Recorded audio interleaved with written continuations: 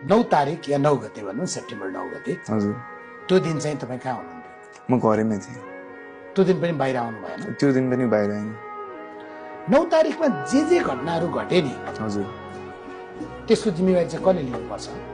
यो आयोजकले अब यस्तो भयो, सरकारले कि? यस्तो म क्ल्यारिफाई गर्न चाहेँ है। मलाई जुन दिन चाहिँ अब के भन्छ, तँ चाहिँ दुर्गा प्रसादको झोले भनेर मलाई नै मेरै टिम मेम्बर्सले चाहिँ त्यसरी देखाउनु भनेपछि म चाहिँ भनौँ न के स्वार्थ भएर गरे भने चाहिँ सायद मलाई लाज पनि पस्थ्यो है।